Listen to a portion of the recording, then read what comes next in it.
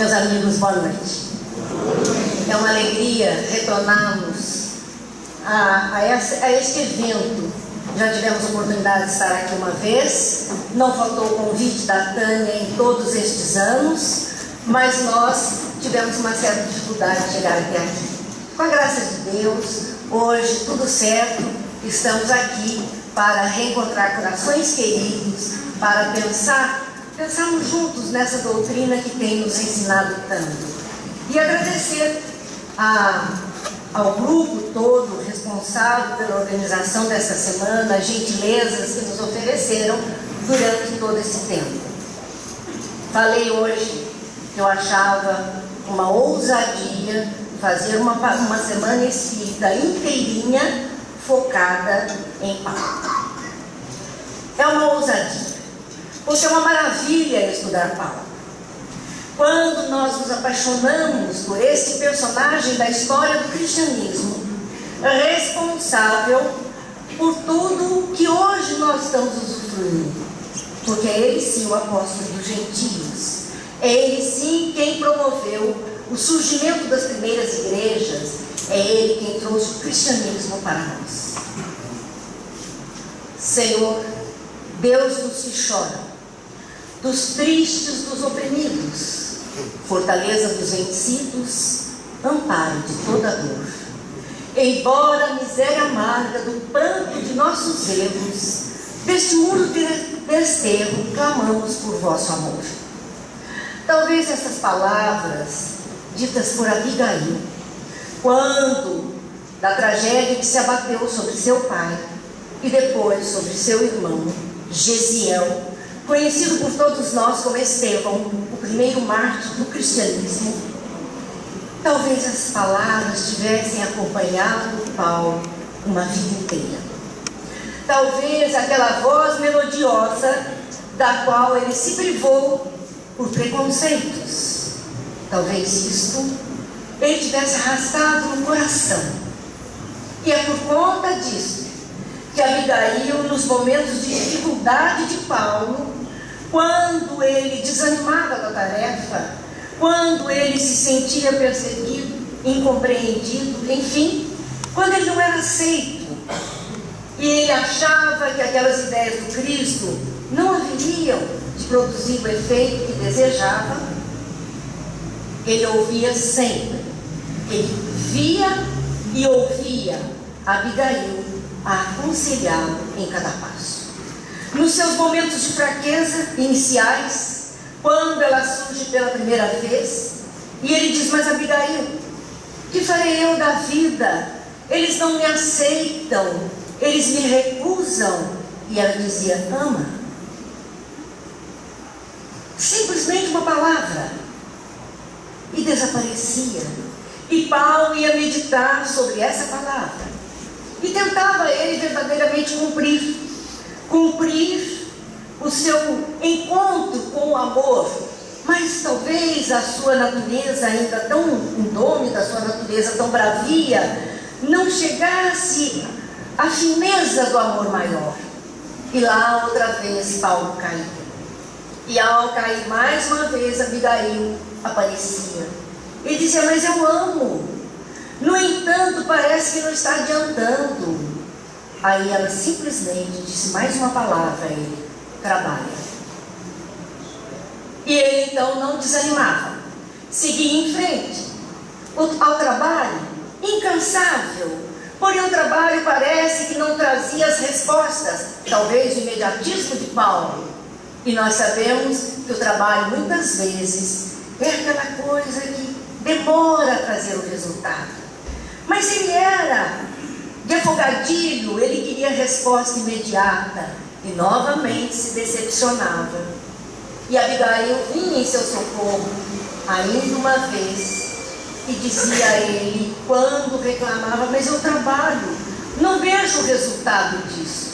Essa espera, esse espera do verbo esperançar, de querer esperar o tempo necessário para que as coisas aconteçam a partir de uma semeadura. E ela dizia: espera. E ainda esperando, muitas vezes não compreendido, em lágrimas, mais uma vez Abigail lhe aparece, pela última vez. E ele reclama a ela que parece que o trabalho não tem resultado, ele não vê as respostas. E ele fala do comportamento dos homens para com ele, e ela lhe diz simplesmente: perdoe.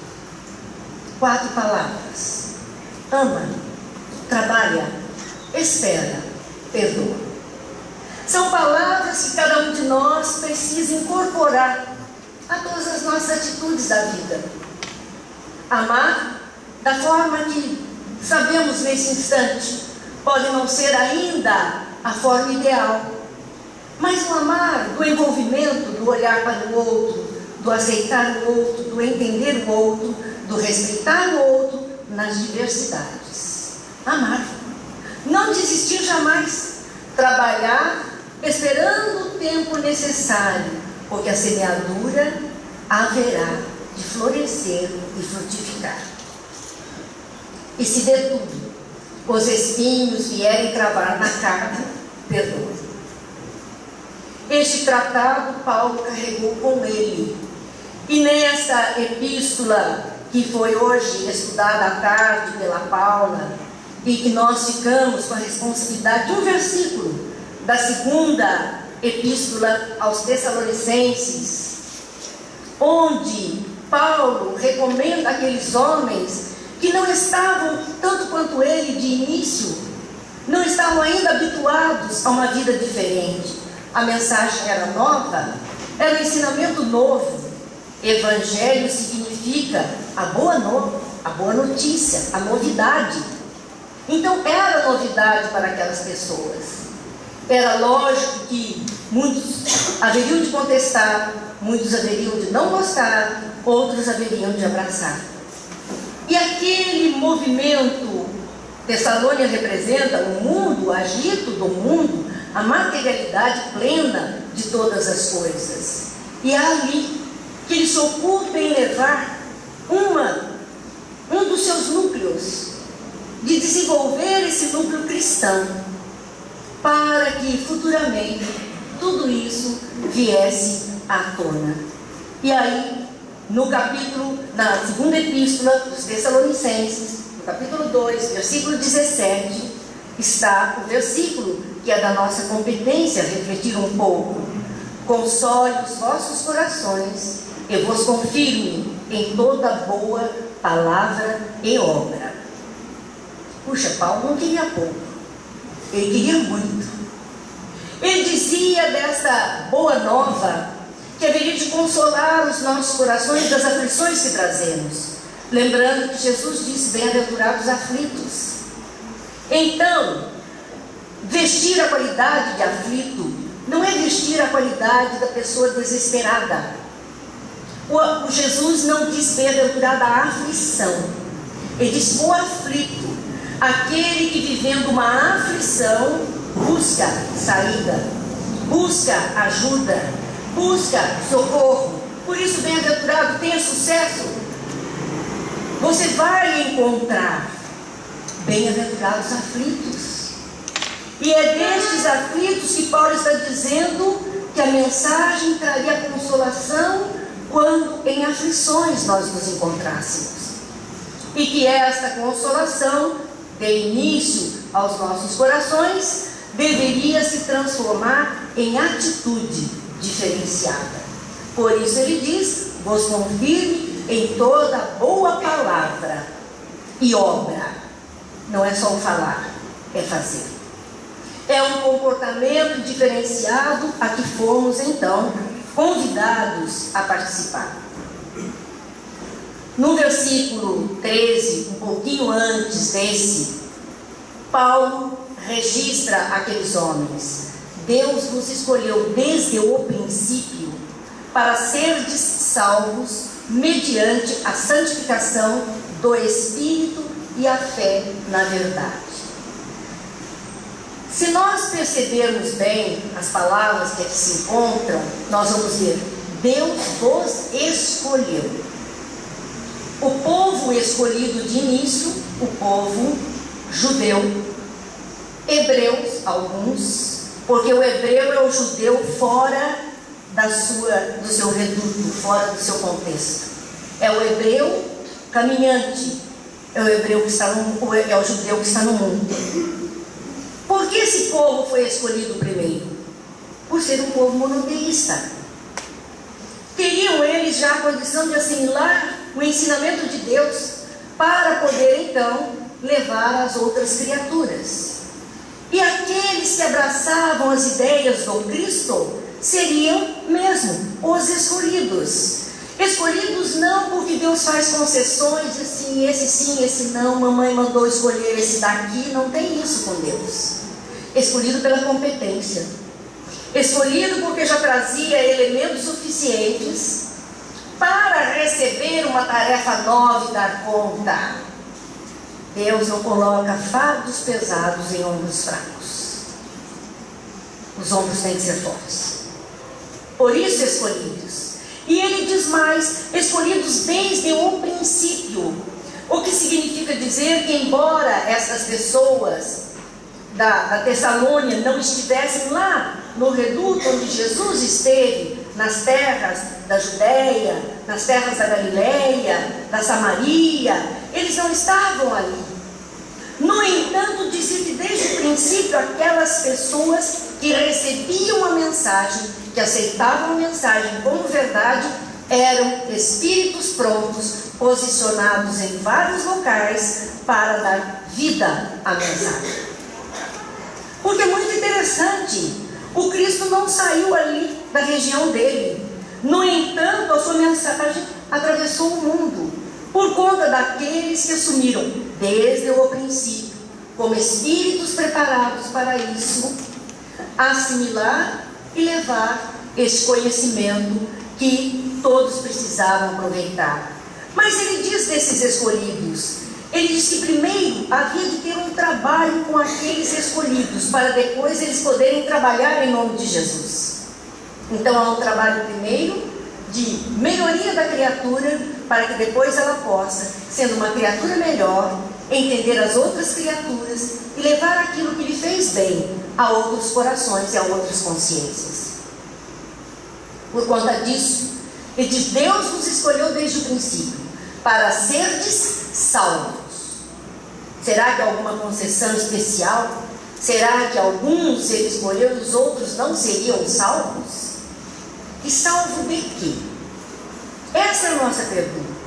Mas ele salvo mediante a santificação. Poxa, então tem uma condição para que nos coloquemos a salvo, seja lá do que for, na proposta do Cristo, que é sempre alguma coisa melhor. Há algo que todos temos que fazer se queremos esta salvação. E o que é recomendado? A santificação da criatura. Vale lembrar que nos textos bíblicos, toda vez que aparece a palavra santo, referindo-se a alguém, não é um santo como nós conhecemos hoje, canonizado pela igreja, transformado aí em adoração, em culto, em devoção. Não é deste santo, porque esses grandes santos que nós conhecemos foram grandes médiuns. Mas o que nós vemos é a santificação das nossas atitudes, o que equivale dizer que estamos falando daqueles homens de bem. O homem de bem é o homem santificado. Ele dá a todos os seus movimentos, a todos os seus pensamentos, a todas as suas palavras, qualidades boas. Por isso ele é chamado de um homem santo. Não precisa fazer milagres. O grande milagre foi o que ele fez com ele mesmo. E aquilo que ele vai levando às outras criaturas.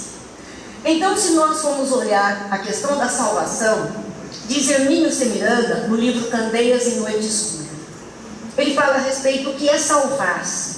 Salvar-se é aperfeiçoar-se espiritualmente, a fim de não cair em estados de angústia e depressão após o trânsito da morte. Então, olha do que é, ou o que é que nós estamos nos colocando a salvo, ou que é a salvação que se está falando.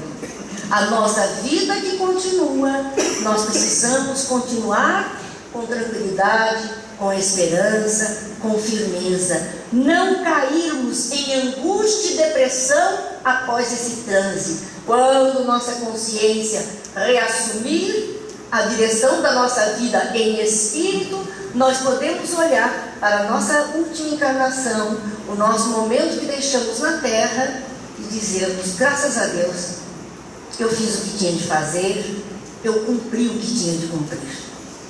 Porque se eu olhar para o resultado da minha existência e perceber o tanto de coisas que eu abandonei ao longo do caminho, eu vou cair em angústia diante da lei de Deus, que é a lei do amor. Falhei, meu Pai, falhei. Lágrimas. Então, colocar-se a salvo, o salvar-se, é aperfeiçoar-se espiritualmente, para poder cumprir da melhor forma possível essa lei do amor, que regula toda a vida do universo, regula todo o movimento do universo. É aquele fluido cósmico universal que nós podemos chamar amor divino, de onde tudo vem. E nós temos que estar em sintonia, em harmonia com essas possibilidades. Então, a questão da salvação, quando Paulo está dizendo que fomos escolhidos desde o princípio para sermos salvos, todos nós somos os filhos de Deus, nós somos as centelhas divinas, as mônadas celestes, nós somos a emanação divina. Em cada um de nós há o DNA divino clichetado. E se Deus é bondade, é amor, se Deus é perfeição, se Deus é sabedoria, se Deus é o máximo das coisas, esse máximo, ainda que em quantidade mínima, está em cada um de nós. Desenvolver esse mínimo para que ele vá crescendo é da nossa competência. Mas nós trazemos a possibilidade. Por isso, desde o princípio, fomos escolhidos como espíritos para desenvolvermos na Terra o melhor para nós mesmos, para todos aqueles que conosco partilham da caminhada terrena. Uma humanidade melhorada. Fomos escolhidos desde o princípio para sermos salvos. Então, para não arrastarmos essas dores da alma, a consciência culpada, para não arrastarmos sentimentos de angústia e nem estados de depressão. Somos filhos de Deus. É uma glória, é uma bênção. Portanto, não está na nossa competência não nos envolvermos tanto nesses quadros. Claro que sabemos que a depressão também tem raízes fisiológicas, orgânicas, nós sabemos disso, mas nós temos uma medicina para ajudar. Mas o que desencadeia tudo isso é a alma inconformada, que vai trazendo essas dores e elas acabam se refletindo, somatizando. Precisamos de ajuda, seja ajuda material que a medicina possa nos oferecer, seja ajuda espiritual para desenvolvermos outras qualidades da alma que estão guardadas dentro de nós. É um tratamento duplo que todos nós precisamos fazer. É um amparo duplo que a vida nos oferece, porque os Espíritos nunca nos abandonaram. Ama, trabalha, espera e perdoa. A regra está aí, para todos nós colocarmos em exercício. E Hermínio continua dizendo, em suma, libertar-se dos erros, das paixões insanas e da ignorância. Olha o que é salvar-se. Libertar-se dos erros. O que quer dizer que trazemos? Só não detectamos porque muitas vezes não fizemos uma introspecção, aquele autoconhecimento que é tão solicitado que a gente possa olhar para si mesmo, para promover melhorias. É preciso nos conhecermos para aceitarmos que temos sim falhas, mas a partir do momento que tomamos consciência e aceitamos e desenvolvemos agora o desejo, a vontade, o querer. Os Espíritos, em O Livro dos Espíritos, usam a expressão vontade de querer. Quando eu desenvolvo isso, consciente das minhas falhas, eu vou minimizando. Vou diminuindo tudo isso para me sentir uma criatura melhor. Vem para nos salvar, sim, nos libertar das paixões insanas. Porque muitas das nossas paixões ainda estão quase no contexto da animalidade. Já não dizem mais respeito ao espírito nesse momento da evolução, tão próximos das mudanças que estão aí já sendo anunciadas. Precisamos nos libertar dessas paixões absurdas que desenvolvemos na nossa vida e nos libertarmos da ignorância. Conhecereis a verdade e a verdade vos libertará. Não é para sermos doutores em espiritismo, embora já existam universidades para isso. Não são esses títulos que nós estamos buscando, mas é um conhecimento com aplicabilidade na nossa vida diária. Isso é que o Espiritismo nos chama. Muitos poderiam até pensar, mas meu Deus, por que estamos pensando em salvação, falando de Hermínio C. Miranda, e vamos entrar em O Consolador, com Emmanuel trazendo palavras? Porque nós nos habituamos a fazer aquilo que o judaísmo aconselha, e que a época do Cristo, que é muito comum no judaísmo, tecermos o nosso colar de pérolas. Pena que eu esqueci o meu, não vi. Mas o colar de pérolas que eles falam é que possamos juntar, cada um de nós, ao lermos uma página, ao lermos um texto, uma frase, uma palavra, aquilo que toca o nosso coração e que tem representatividade para a nossa consciência, a nossa vida. Essa é uma pérola. E ali, o cordão da vida, onde eu vou colocando cada pérola, é o meu cordão de reencarnação. E eu vou colocando cada pérola para carregar comigo essa joia preciosa de um valor inestimável. Porque a pérola, a época do cristianismo, a época que Jesus viveu, era alguma coisa preciosa demais, porque lá em Israel não tinha. Então, por conta disso, uma pérola era algo que deslumbrava. E o que eles estão dizendo e se adaptaram a fazer, e cada um de nós deve fazer o seu colar de pérolas, é que a gente consiga escolher palavras, frases, ensinamentos que tenham valor para nós, tal valor que para nós é uma joia que vamos carregar junto do nosso coração. Esse é o colar de pérolas. Por isso, cada expositor que aqui vem, pega um viés, segue um caminho, cada um tem o seu colar de pérolas. As nossas diferenças estão aí. Selecionamos coisas que nos interessam. Por conta disso, selecionamos mesmo a questão 224 de O Consolador, quando Emmanuel, em seguida, o Hermínio falando sobre a salvação, o Emmanuel diz o seguinte: nos planos invisíveis, o Espírito prossegue na mesma tarefa abençoada de aquisição dos próprios valores, e a reencarnação no mundo tem por objetivo principal a consecução desse esforço. Veja que interessante o que Emmanuel está dizendo. A vida continua. E no mundo espiritual, cada um de nós vai continuar adquirindo pelos seus próprios esforços uma pérola, 2, 3, que vão nortear o seu caminho, que vão ser o seu tesouro. Aquele que o ladrão não rouba, que a ferrugem não corrói, aquele tesouro que ninguém vai tirar de nós. Continuamos aprendendo, continuamos exercitando, continuamos aplicando, porque a vida continua.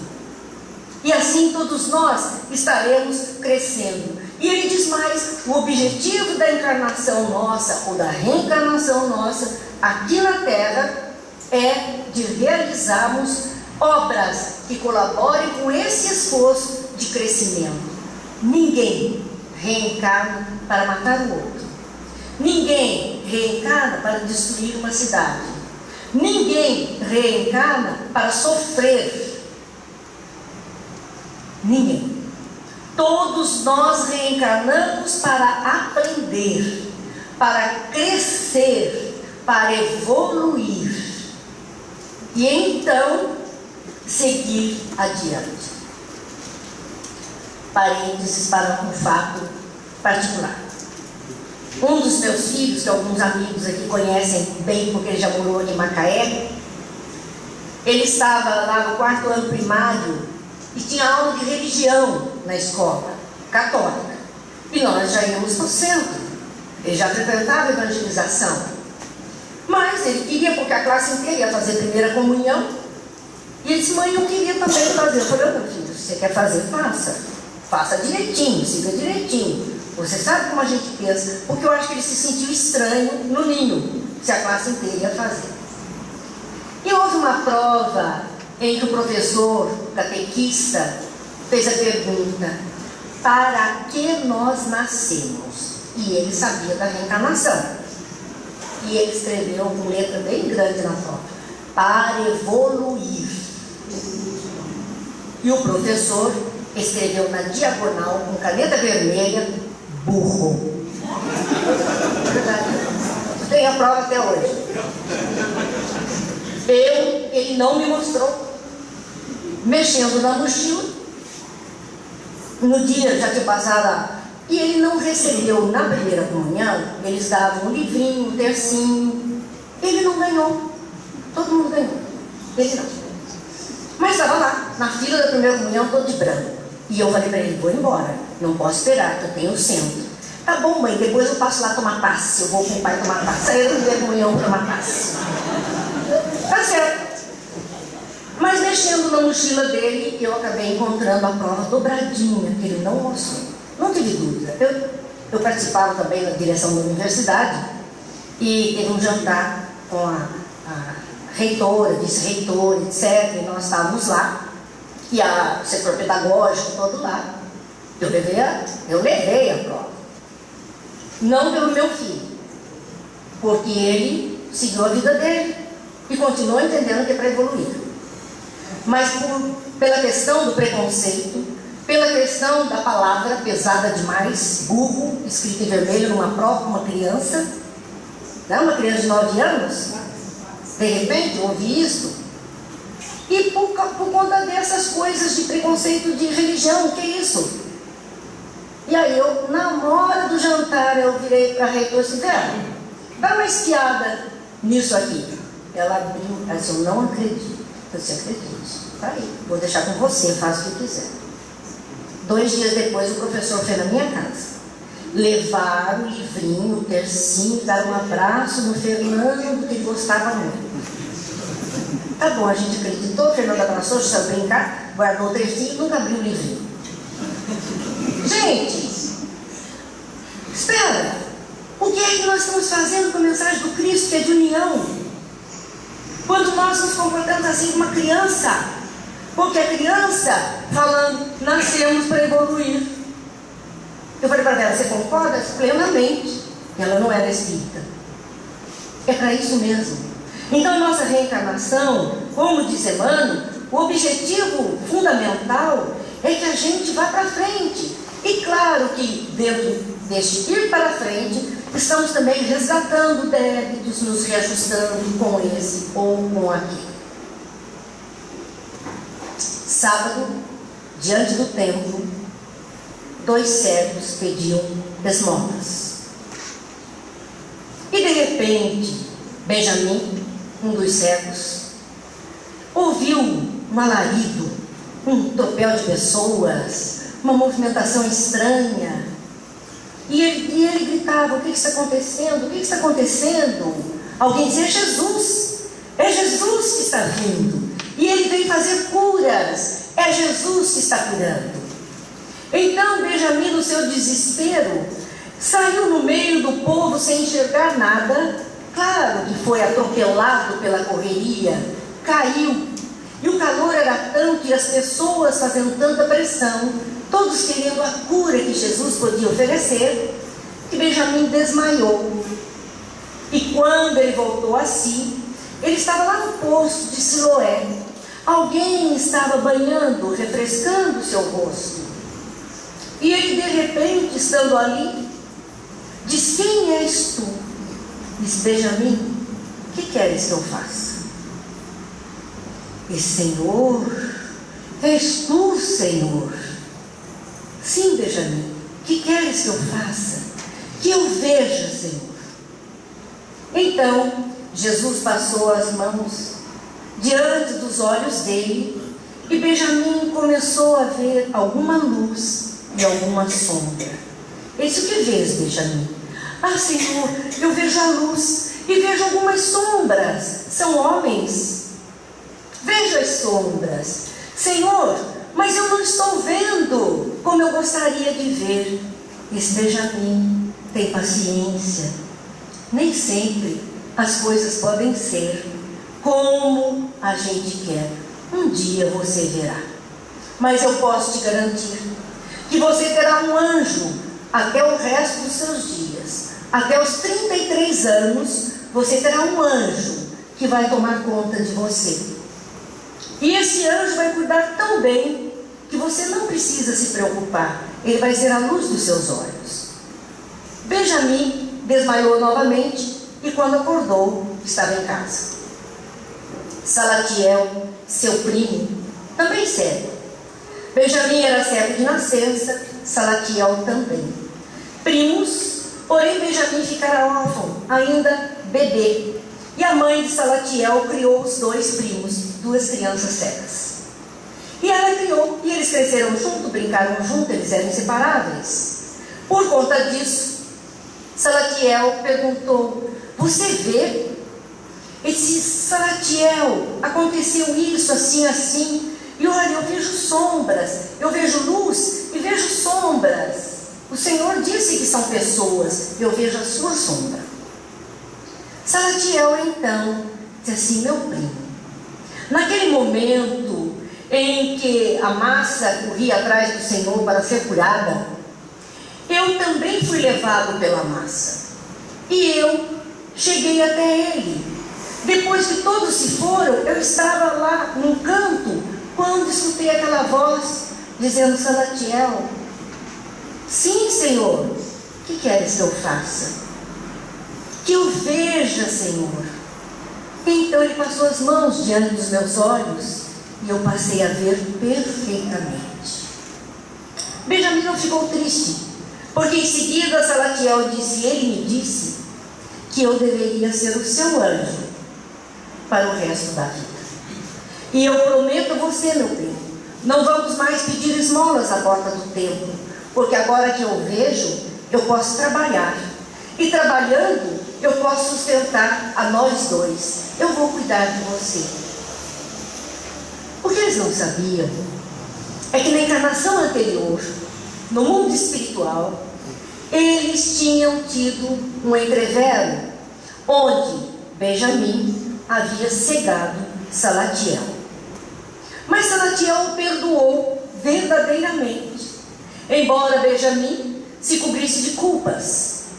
Então foi programada uma reencarnação para evolução, onde Benjamim e Salatiel viriam cegos. Ele para experimentar o que fez Salatiel passar, e Salatiel para ser o companheiro na desdita dele. E ali eles vieram juntos, o algoz e aquele que havia sofrido as maldades. Estavam juntos na mesma condição, um como missionário e o outro na prova da dificuldade que ele havia aplicado no passado, resgatando. Passaram a ver, a partir desse momento passaram a seguir o Cristo, e seguindo o Cristo acabaram aos 33 anos de idade, quando disse que a prova acabaria e que ele passaria a ver, e ele contava chegar aos 33 anos. Eles foram aprisionados e jogados às feras, nas arenas, junto com os primeiros cristãos. No mundo espiritual, despertaram esses dois espíritos, abraçados, amigos, irmãos, ambos vendo com nitidez tudo que a vida poderia reservar a cada um deles. É uma reencarnação evolutiva. Embora aquela experiência da dor, e embora, mesmo com as súplicas, Jesus disse a ele: por agora eu não posso te libertar da escuridão, por inteiro. há um tempo. Muitas vezes as coisas não acontecem em nossas vidas como queríamos e não temos até o sucesso nas buscas para as nossas dores do jeito que queremos, porque ainda precisamos ajustar um tempo para valorizar outras coisas em nossas vidas e assim nos colocarmos a salvo dessas paixões que nos arrastam, do egoísmo, do orgulho, dessas dificuldades todas que foram listadas aqui por Hermínio Semiranda e por Emmanuel. Mas a questão, quando Paulo fala do salvar pela santificação, a questão é: como eu vou fazer isso? Qual é o caminho que eu preciso seguir? E no versículo 14, ele diz: por meio de nosso Evangelho.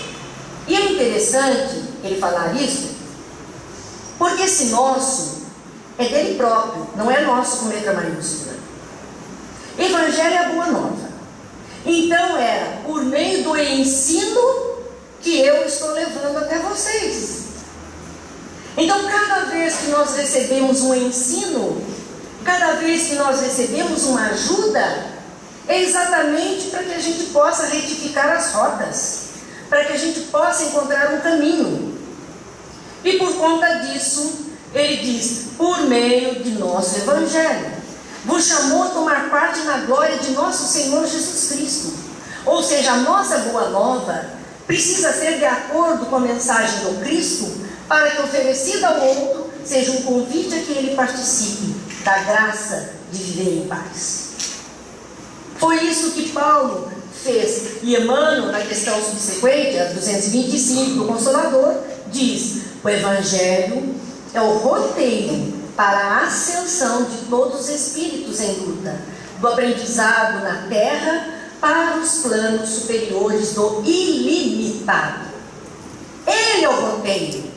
O ensino que nós temos recebido de Jesus, o sacrifício desses espíritos do primeiro momento, do primeiro movimento do cristianismo, para nos legar tudo isso, para deixar isso tudo registrado a cada um de nós.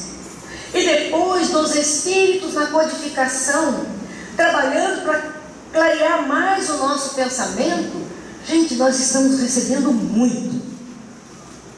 E talvez a gente esteja fazendo tão pouco por nós mesmos. Porque a primeira aplicação de tudo isso tem que ser em nós mesmos. E Emmanuel diz nessa questão de sua aplicação, ou seja, a aplicação do Evangelho, decorre a luz do Espírito. Frederico Figner, irmão Jacó, no livro Voltaire.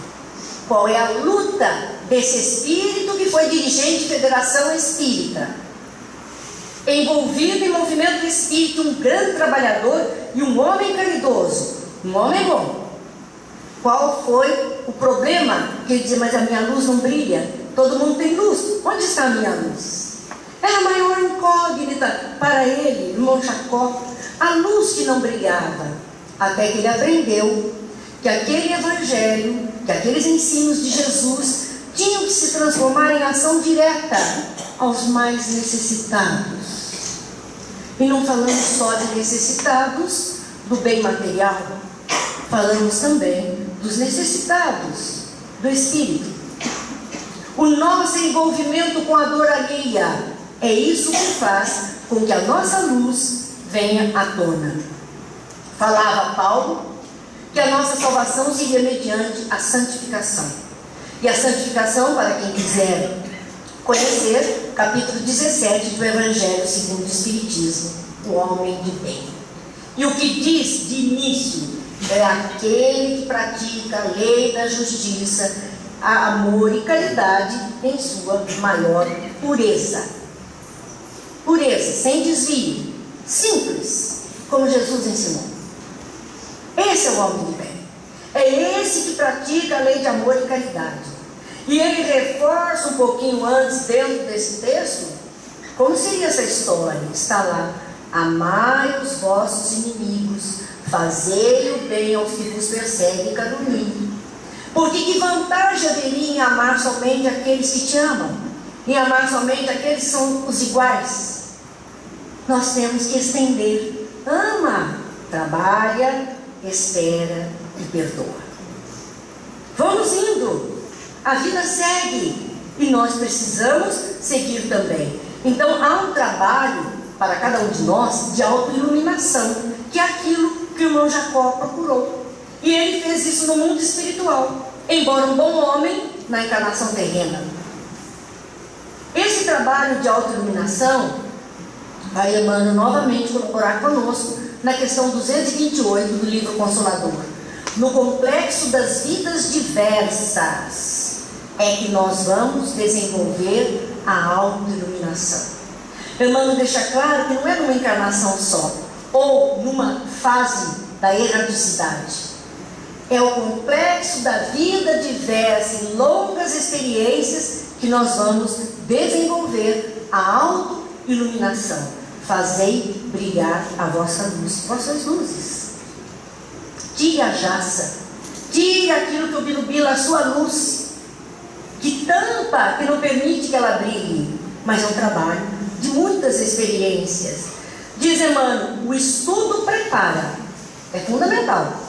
Contudo, e o perigo é esse contudo, essa vírgula, é o que vem depois. A gente já sabe, livro dos Espíritos, o que vem depois da vírgula é o que vai dar cacetada na nossa cabeça.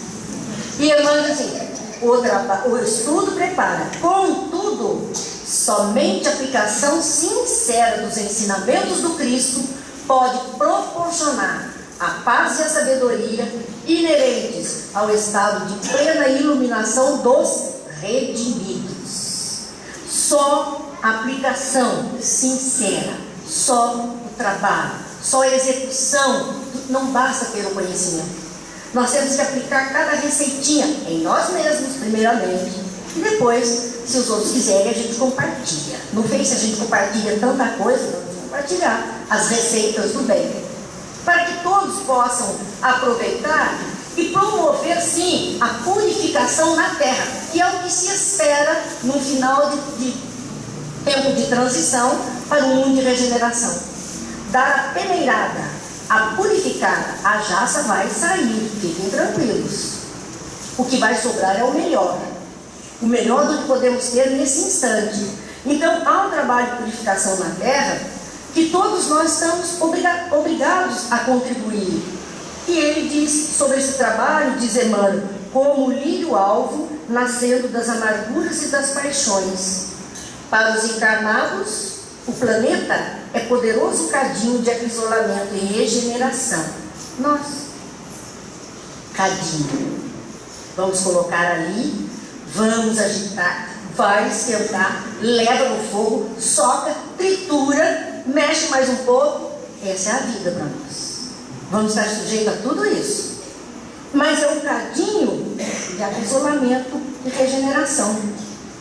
E é indispensável para isso, para essa purificação da Terra, cultivar a flor da iluminação íntima.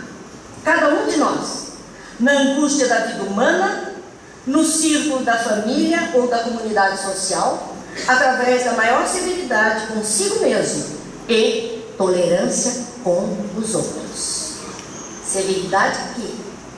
Tolero tudo. Eu posso não compartilhar das coisas que você gosta, mas vou defender até o fim dos meus dias o seu direito de gostar.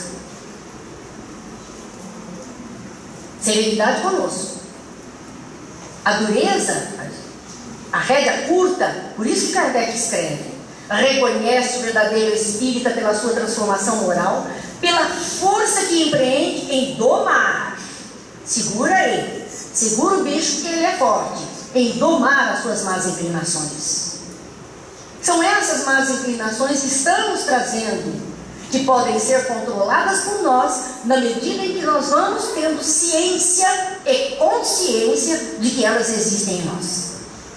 Quanto aos outros, vamos ter a tolerância, vamos ter a paciência, recomendações de Emmanuel para todos nós.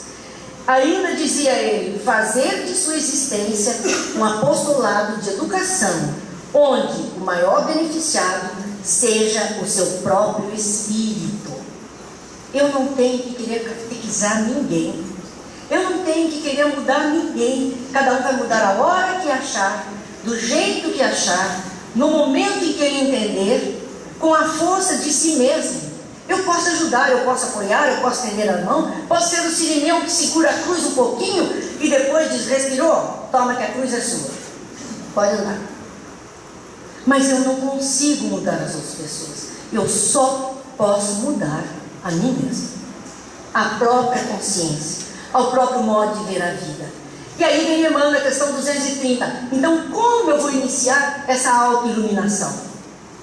Como eu vou? Que trabalho? Que passos? Primeiro que ele diz, autodomínio. Temos que desenvolver o autodomínio, o controle. Se não tiver o autodomínio com condição particular, a Paula disse hoje, me põe no pote. Quem assistiu sabe do que eu estou falando. Quem assistiu aqui? Lembram do pote, do Zé? Já que ele queria matar o indivíduo, me põe no pote, me isola, porque senão eu vou e mato. Eu ainda não tenho autodomínio, mas eu já consigo pedir o socorro. Me segura para eu não fazer bobagem. Me põe no pote. Então o autodomínio, enquanto eu não conseguir, eu preciso de ajuda. O menor esforço está valendo. Já é um passo adiante. Depois Emmanuel faz um segundo ponto para iniciar a nossa autoiluminação: disciplina dos sentimentos egoísticos e inferiores. Disciplina. Não está dizendo que vamos eliminar sentimentos egoísticos, nem sentimentos inferiores. Ainda fazem parte da nossa natureza animal, do nosso homem primitivo, do homem mais grosseiro. Mas nós podemos ir disciplinando.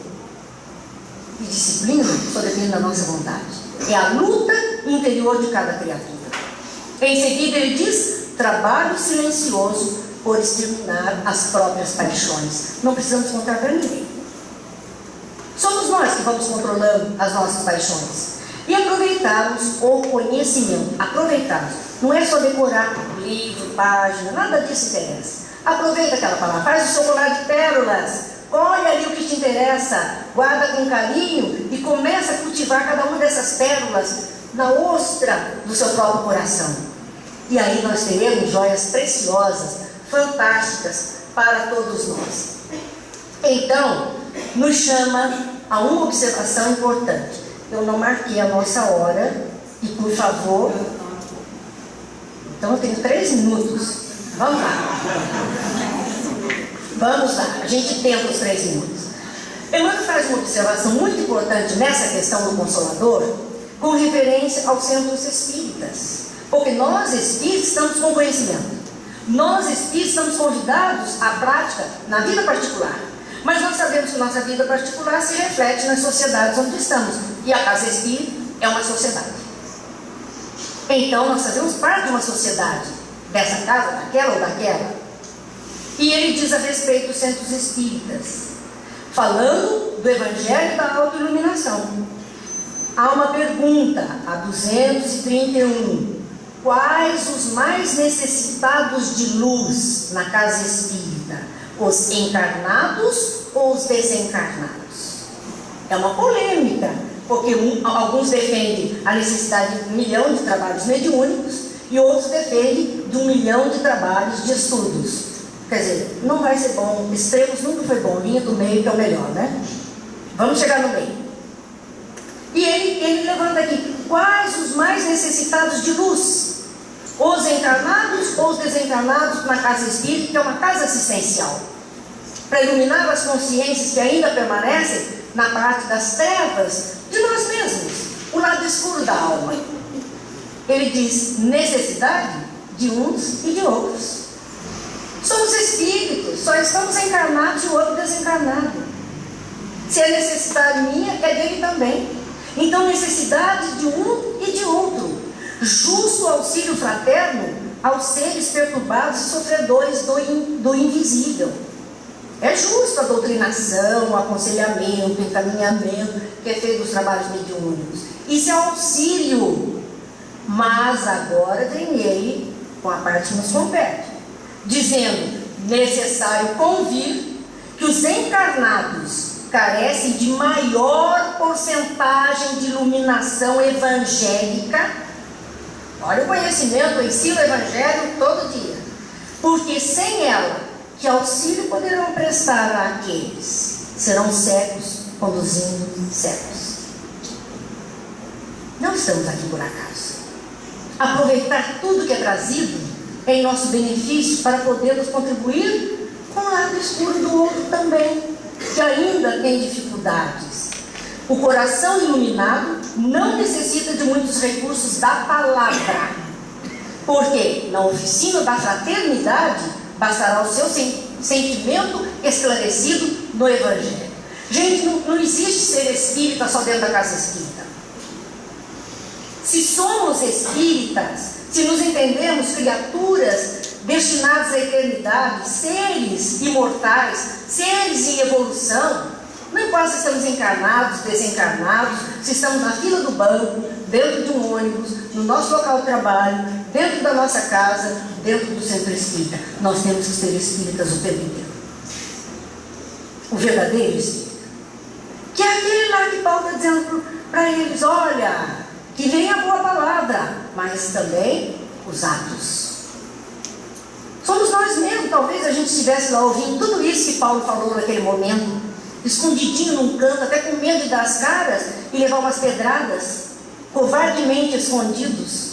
E agora não temos mais esse medo. Então ele nos coloca e nos convida a uma reflexão. Paulo faz, Emmanuel ainda encerra esse trecho dele dizendo: a grande maravilha do amor é o seu contágio. Por esse motivo, o Espírito encarnado, para regenerar os seus irmãos na sombra, necessita iluminar-se primeiro. Como eu posso oferecer a luz se eu ainda não tenho? Esse era o problema do irmão Jacó. Ele precisou se auto-iluminar, para quando ele foi fazer o atendimento, que ao final do livro a luz dele se expande e ilumina as outras criaturas. Então esse trabalho conosco mesmo, por isso Paulo convida no final desse trechinho, dessa fala dele, convida exortação à perseverança, a continuar, dizendo: ficar firmes. Foi aquilo que ele passou: eu vou desistir, eu acho que não dá certo, eu acho que não está rendendo, as pessoas estão perseguindo, eu tento fazer e ama, trabalha, espera, perdoa. Ficar firmes, pilastras. Guardai as tradições que vos ensinamos oralmente ou por escrito, diz Paulo no versículo 15. Guardai as tradições, os ensinos. E ele mostra que a pedagogia espírita que nós podemos aproveitar, seja ensino oral ou ensino escrito. Nós temos tantos livros, podemos oralizar os livros na casa espírita, nossos encontros, nossas palestras, nossas reflexões, nossos estudos. Guardai as tradições, os ensinamentos. E no versículo 16 ele diz: Jesus nos deu eterna consolação e boa esperança pela graça. Jesus está conosco. O consolo veio. Eu costumo dizer, a doutrina espírita, de início, ela é consoladora para as dores que estamos trazendo na hora que chegamos. Depois de um tempinho, ela é incomodadora, porque aí a gente está no fanteiro. Meu Deus, agora eu já não posso fazer isso, já sei.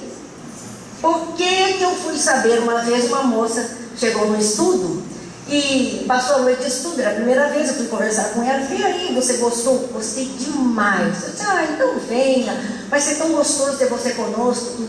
Ela disse: não volto mais. Eu disse: mas por quê? Ela disse: não, tudo que foi falado aí me botou uma enorme responsabilidade e obrigatoriedade de mudar, e eu não quero mudar. Aí, né? Não voltou mesmo. Não voltou mesmo. Ela ficou com um encontro que já serviu de sementinha primeira. Então, Joana de Ângeles, no mais recente livro dela, que é o nosso próximo livro de estudos com a nossa turma, Luz nas Trevas, não sei se alguém aqui já adquiriu, foi lançado agora, esse mês. luz nas trevas. Joana de Ângeles dá um conselho a todos nós com relação a esses ensinos que temos recebido de Jesus, desses primeiros companheiros das lides cristãs e das lides cristãs espiritistas que nós recebemos. Ela diz com respeito a Jesus: pensa nele, na sua vida, na filosofia que propôs. Pensa nele. Vamos voltar a Jesus. Vamos passar uma semana dessa falando das coisas de Jesus, para poder pensar nele, pensar na sua vida e na sua filosofia, tanto quanto Paulo nos deixou. Traze-o para conviver no lar. Olha a importância do culto do Evangelho no lar. Traze-o para viver no lar, no teu dia a dia, em tuas emoções e pensamentos. Familiariza-te com os seus ensinamentos, incorporando-os às tuas atividades. Não temos mais disso. O azar é nosso. Sabemos, a quem muito for dado, muito será cobrado. Recebemos, temos a obrigatoriedade de colocar em andamento tudo isso que nos faz tão bem e que poderá ajudar tantas outras criaturas. Então, é aquilo que Paulo nos disse nesse versículo 2 da segunda carta aos Tessalonicenses, no capítulo 2, versículo 17. Animem vossos corações e vos confirmem como cristãos em tudo que fazeis e dizeis em vista do bem. Era um incentivo a fazer e dizer só o que é bom. Aprendi com a minha mãe desde criança, quando ela dizia: minha filha, fale só o que é bom, os anjos podem estar dizendo amém. E é uma verdade. Vamos falar só o que é bom. E aí meu avô completou meus ensinos, e o pessoal todo em Taubaté sabe muito bem o que meu avô falou, quando ele dizia assim: tem hora que eu penso e tem hora que eu dispenso. É melhor a gente dispensar os pensamentos atravessados. E fiquemos com Francisco de Assis, já que começamos com ele, porque essa frase é dele, nós temos usado com frequência, e ela vem à tona sempre, quando ele dizia: pregue o Evangelho, se necessário, use palavras. Preguemos a boa nova, através dos nossos atos, e que possamos dizer: vem Jesus divino amigo, vem trazer a tua paz, só tu és o nosso abrigo, que ventura ele nos traz. Vem o meigo Nazareno, este mundo consolar, vem com o seu olhar sereno, toda a terra iluminar. Muita paz a todos, que Deus abençoe.